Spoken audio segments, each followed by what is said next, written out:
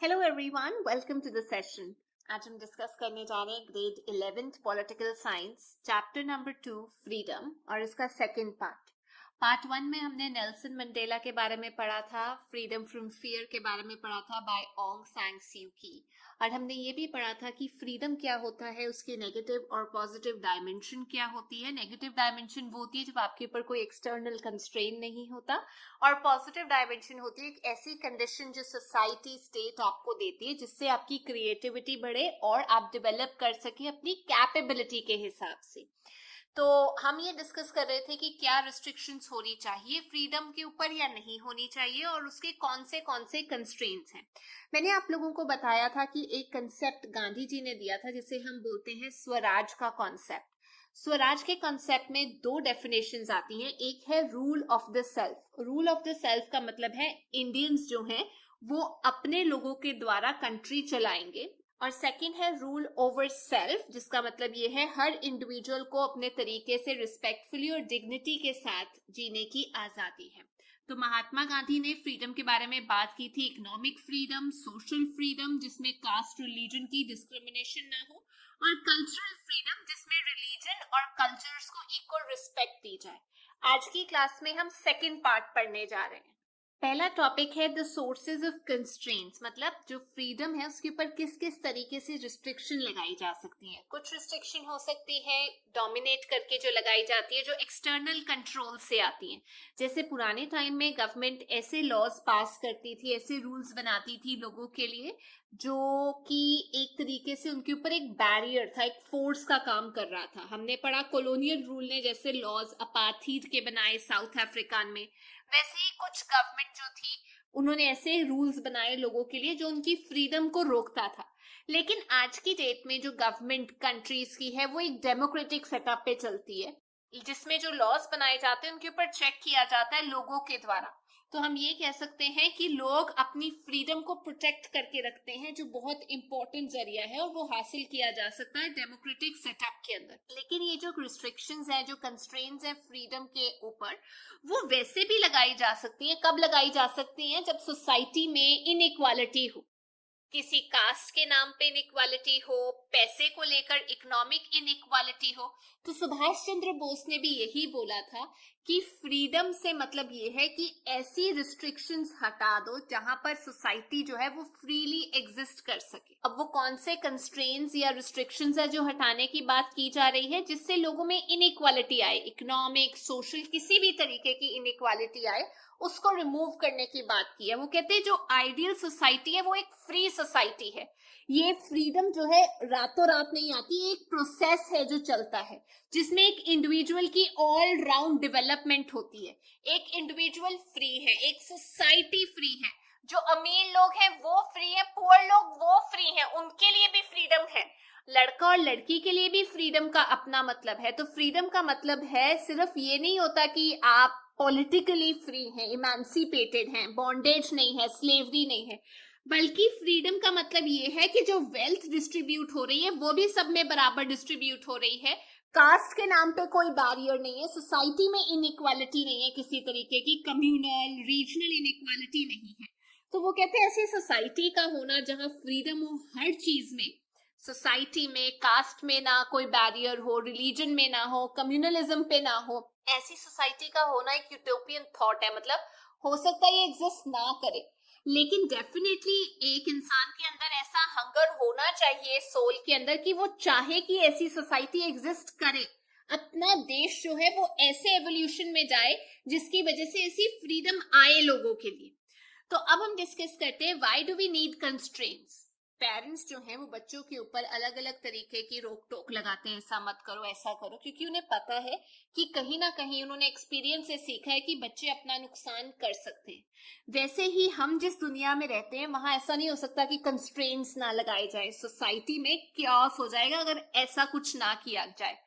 क्यों कंस्ट्रेंट्स की जरूरत होती है?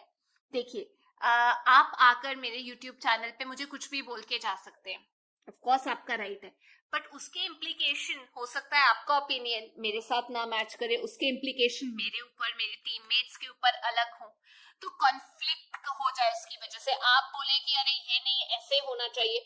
तो देखिए आज की डेट में हर कोई एम्बिशियस है, हर कोई compete करना चाहता है, अच्छा बेहतर साबित करना चाहता है अपने आप को, जिसकी वजह से सोसाइटी में सबके अपने ओपिनियन हो सकते हैं और उसकी वजह से कॉन्फ्लिक्ट हो सकता है, लड़ाई हो सकती है। और लोग तो आजकल लड़ाई में इन्वॉल्व होने के लिए बिल्कुल ही तैयार रहते हैं, फॉर नो रीजन डिसएग्रीमेंट हो जाता है। एक पर्टिकुलर फिल्म को लेकर लड़ाई होती है कि वो स्क्रीन होनी चाहिए या नहीं होनी चाहिए, और इश्यूज हो जाते हैं जिसकी वजह से वॉयलेंस हो जाता है। तो फ्रीडम तो है कि हम कुछ भी बोल सके, पर उस फ्रीडम का एक कॉस्ट है कि दूसरे के ओपिनियन के साथ हम कंफ्लिक्ट तो नहीं कर रहे।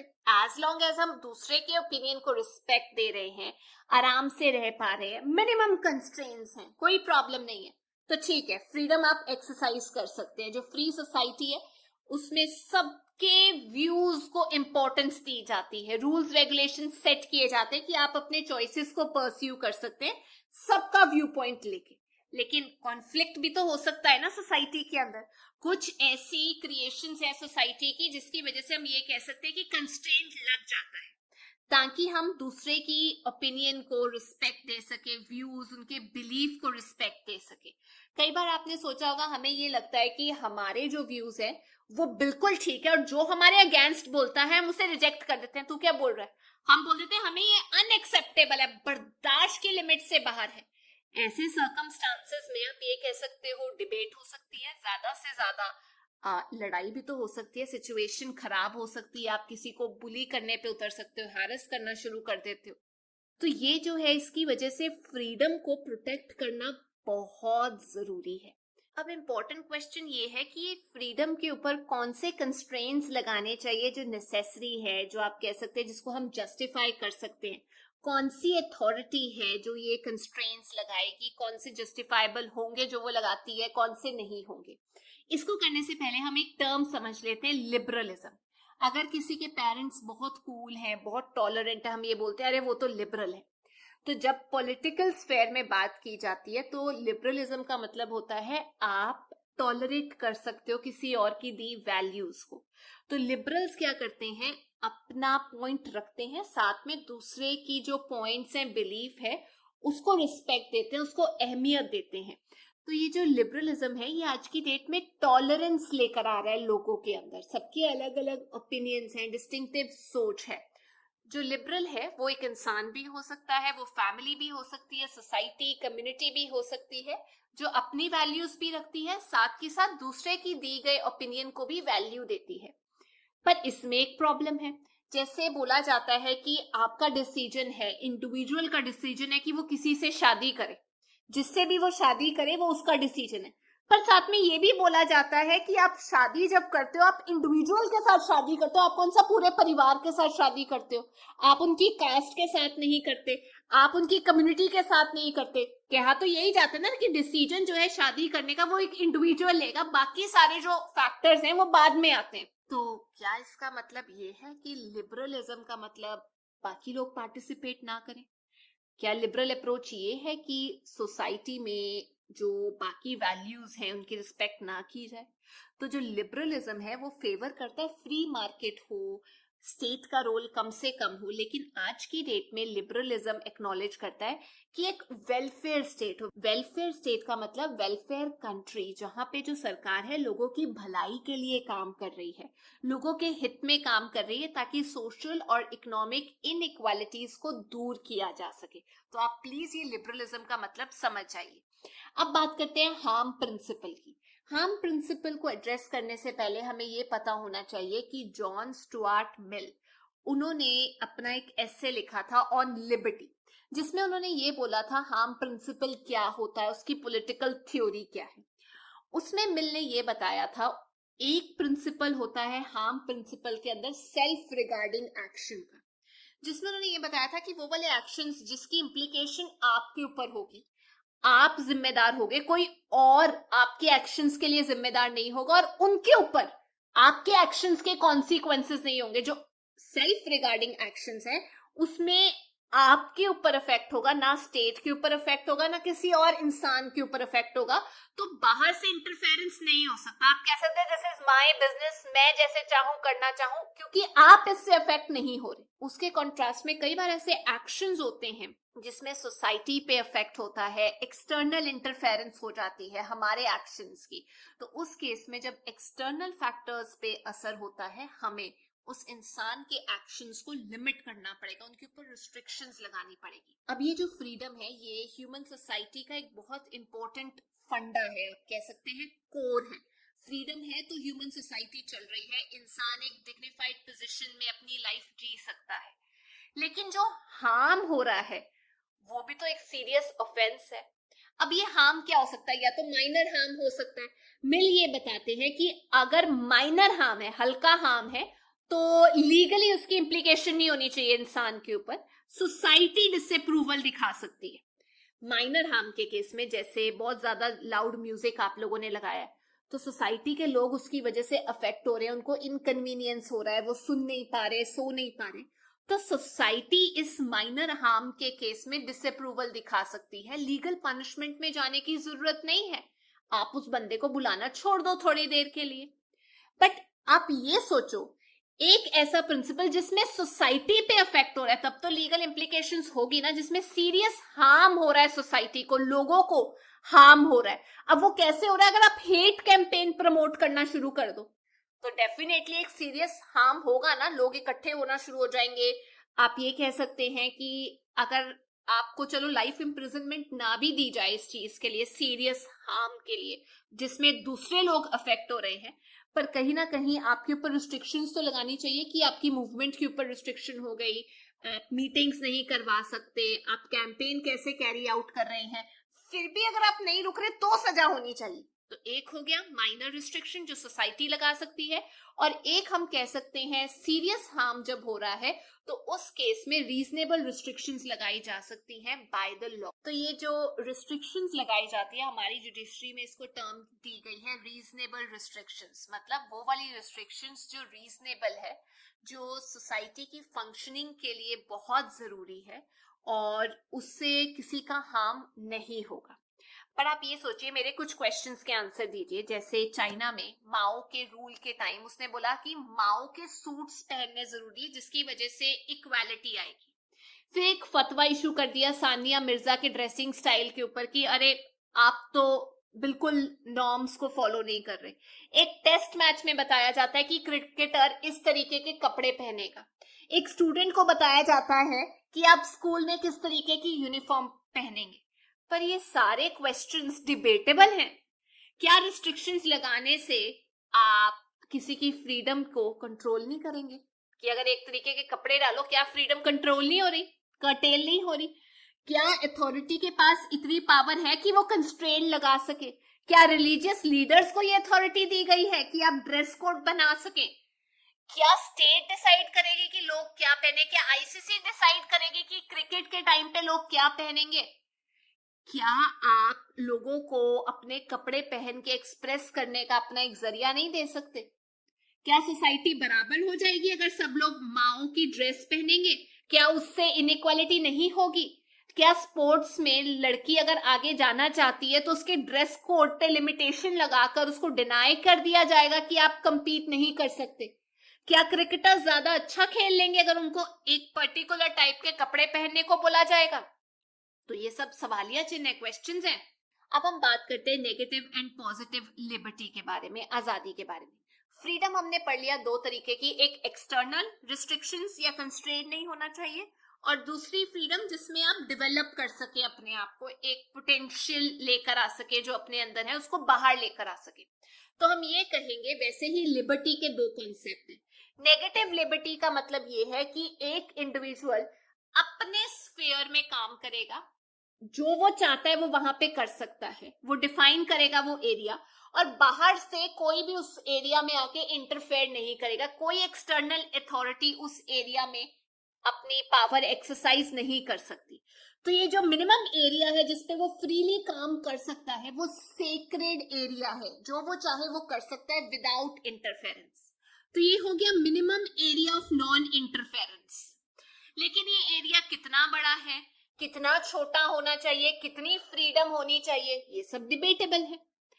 आज की डेट में जो नेगेटिव लिबर्टी की ट्रेडिशन है वो ये बोलती है कि एक इनवॉयलेबल एरिया है जहां से बाहर से कोई भी इंटरफेयर नहीं कर सकता और इंडिविजुअल जो चाहे जैसे चाहे उस एरिया में अपने आप को एक्सप्रेस कर सकता है। लेकिन जितना छोटा ये एरिया होगा ह्यूमन डिग्निटी पे कॉम्प्रोमाइज होगा, क्योंकि छोटे एरिया पे आपको रिस्ट्रिक्ट किया जा रहा है, डोमेन में रिस्ट्रिक्ट किया जा रहा है। तो क्वेश्चन यही है कि एरिया है क्या कि मैं अपने तरीके के कपड़े स्कूल में, प्लेइंग फील्ड में, ऑफिस में पहन सकूं। क्या ये मेरा मिनिमम एरिया है जहां इंटरफेरेंस नहीं होगी एक्सटर्नल अथॉरिटी की? क्या नेगेटिव लिबर्टी के जो क्वेश्चंस हैं वो आंसर हो चुके हैं? नहीं, बट ये एक्सप्लेन करते हैं आइडिया को फ्रीडम फ्रॉम। फ्रीडम किस चीज से, कितने एरिया में? और अगर पॉजिटिव लिबर्टी की बात की जाए तो वो आंसर करते हैं फ्रीडम टू। पॉजिटिव है फ्रीडम टू, कि मैं किस किस चीज में फ्री हूं मैं अपने पोटेंशियल को डेवलप करने के लिए। जैसे पॉजिटिव लिबर्टी की जो डिस्कशन है वो रुशियो ने की थी, हेगल ने की थी, मार्क्स, गांधी और बिंदो ने इसके बारे में बताया था, और उनसे रिलेटेड इंस्पिरेशंस जिन्होंने दी थिंकर्स ने, उन्होंने भी इसके बारे में बताया। वो ये कहते हैं कि जो हमारे पास पॉजिटिव लिबर्टी है वो ऐसा रिलेशनशिप है, ऐसी कंडीशन है, ऐसा इन्वायरमेंट है जिसमें इंसान की डेवलपमेंट हो सके पर्सनालिटी की। सेम कॉन्सेप्ट जो आप कह सकते हैं फ्रीडम का था, पॉजिटिव डायमेंशन। एक इंसान एक फ्लावर के तरीके से होता है, फूल के तरीके से होता है, जो तभी खिलता है जब उसे फर्टाइल सॉइल मिले, अच्छी सनलाइट मिले, वाटर मिले और प्यार मिले। तो आप वो फूल हो जिसको खिलने के लिए पॉजिटिव लिबर्टी या पॉजिटिव फ्रीडम की डायमेंशन की जरूरत होती है, ताकि आप अपनी कैपेबिलिटी से बेनिफिट कर सके, सोसाइटी का बेनिफिट कर सके। बट ये सब होने के लिए एक एनेबलिंग एनवायरनमेंट भी तो होना चाहिए, मिट्टी भी तो होनी चाहिए, पानी, सनलाइट भी तो होना चाहिए, मटेरियल रिसोर्सेज होने चाहिए, पॉवर्टी नहीं होनी चाहिए, अनएम्प्लॉयमेंट नहीं होनी चाहिए, डिसीजन मेकिंग में आपकी पार्टिसिपेशन होनी चाहिए। अबव ऑल दैट हमारा इतना इंटेलेक्ट होना चाहिए कि हम एजुकेशन को एक्सेस कर सके, एक अच्छी लाइफ जी सके। तो जो पॉजिटिव लिबर्टी है वो ये रिकॉग्नाइज करती है कि जो फ्रीडम है सोसाइटी से, जो आपको अपलिफ्ट करेगी, आपको डेवलप करेगी, वो जरूरी है कि इनेबलिंग एनवायरनमेंट हो। लेकिन जो नेगेटिव लिबर्टी है वो सिर्फ इतना कंसर्न करती है कि भाई एक मेरा एरिया है जहां से कोई भी एक्सटर्नल इंटरफेरेंस नहीं होगी, कोई कंस्ट्रेंट्स नहीं होंगे। ये दोनों चीजें साथ में चलती हैं, एक दूसरे के साथ अपने आप को जस्टिफाई करती हैं। अब लास्ट टॉपिक ये है कि फ्रीडम ऑफ एक्सप्रेशन क्या है। हमने अभी नॉन इंटरफेरेंस के बारे में पढ़ा। जेएस मिल ने ये बताया है, रीजंस दिए हैं कि क्यों फ्रीडम ऑफ एक्सप्रेशन जो है उसको रिस्ट्रिक्ट नहीं करना चाहिए, उसके बारे में डिस्कशन की गई है। अब आप मेरे को एक बात बताइए, जब फिल्म निकलती है या कोई बुक निकलती है, कोई जर्नल निकलता है, आर्टिकल निकलता है, उसको हम रोक देते हैं कि ये पब्लिश नहीं होगा, क्या ये एक तरीके से रिस्ट्रिक्शन नहीं लगाई जा रही? फ्रीडम ऑफ एक्सप्रेशन जो एक फंडामेंटल वैल्यू है, क्या उसमें प्रॉब्लम नहीं क्रिएट की जा रही? हम बुक्स को पब्लिश होने से रोक रहे हैं, लेकिन वोल्टेयर ने एक स्टेटमेंट दी थी कि आई डिसअप्रूव ऑफ व्हाट यू से। मैं नहीं मानता जो आप बात बोल रहे हैं, but I defend to death your right to say it. लेकिन मैं उस राइट को प्रोटेक्ट करूंगा कि आपको बोलने का हक है। बेशक आपका पॉइंट ऑफ व्यू गलत है, आप अपना फ्रीडम ऑफ एक्सप्रेशन तो यूज कर रहे हैं उसको बोलने के लिए, बेशक मैं उससे अग्री नहीं कर रहा।